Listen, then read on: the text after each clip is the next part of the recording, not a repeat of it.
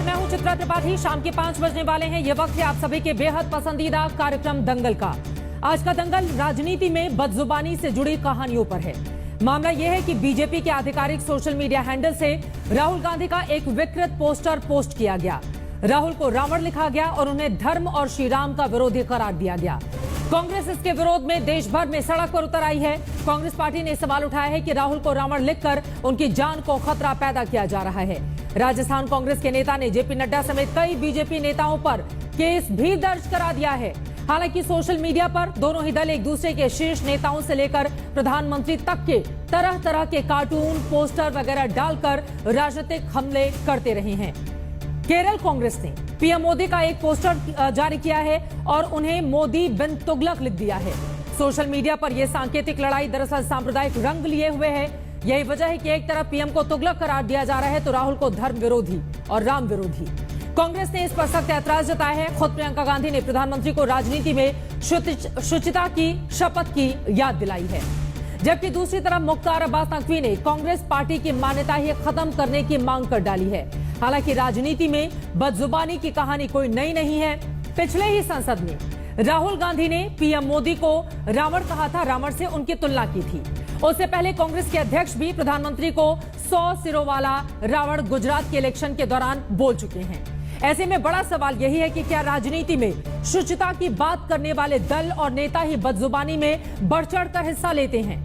क्या बीजेपी की ओर से पोस्ट किए गए पोस्टर से राहुल गांधी की जान को खतरा पैदा हो सकता है? और जैसा कि विपक्षी दलों का आरोप है कि इंडिया गठबंधन की एकजुटता से घबराकर बीजेपी कम्युनल एजेंडा की राजनीति कर रही है। ऐसे तमाम सवालों पर आज के दंगल में बड़ी चर्चा होगी। लेकिन बड़ी खबर आ रही है, राजस्थान में बीजेपी के राष्ट्रीय अध्यक्ष जेपी नड्डा पर केस दर्ज हुआ है।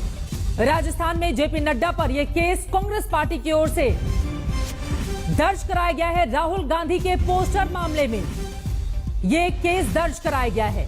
बीजेपी ने अपने आधिकारिक ट्विटर अकाउंट से एक पोस्टर पोस्ट किया, जिसको लेकर एक तरफ कांग्रेस के कार्यकर्ता लगातार बीजेपी पर हमलावर हैं, तो वहीं राजस्थान से यह बड़ी खबर है जहां पर बीजेपी के राष्ट्रीय अध्यक्ष जेपी नड्डा पर केस दर्ज कर दिया गया है।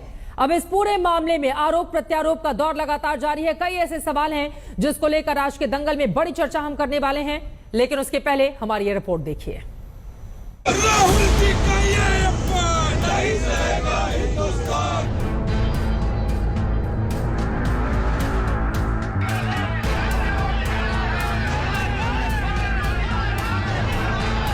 दिल्ली से जयपुर तक और गुजरात से जम्मू और दूर दक्षिण केरल तक कांग्रेस पार्टी नाराज है। सड़कों पर उतरकर बीजेपी का विरोध कर रही है, पुतले जला रही है, नारे लगा रही है।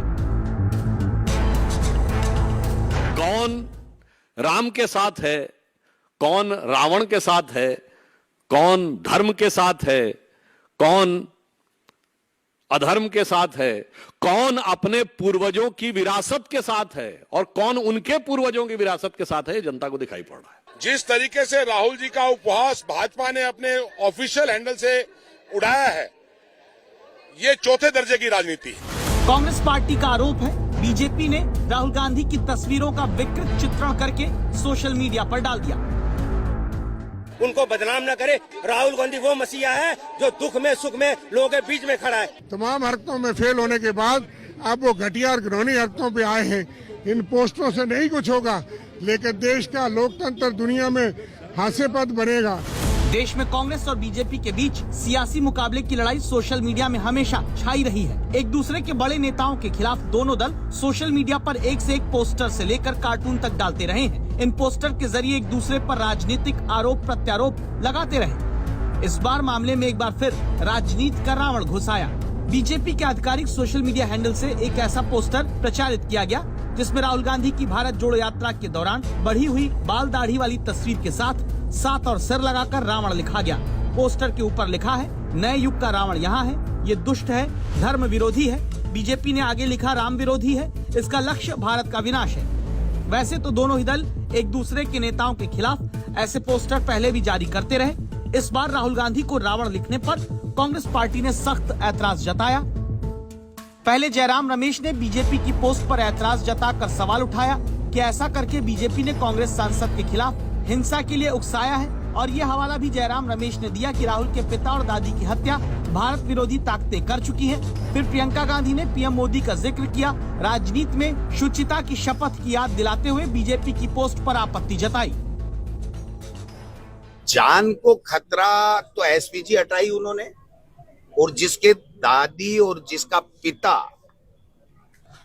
गोलियों से, बम से उनका शरीर छलनी कर दिया गया, चितरे चितरे उड़ा दिए गए, तो अब शंका तो पूरी है ही कि कुछ भी हो सकता है राहुल गांधी के साथ में।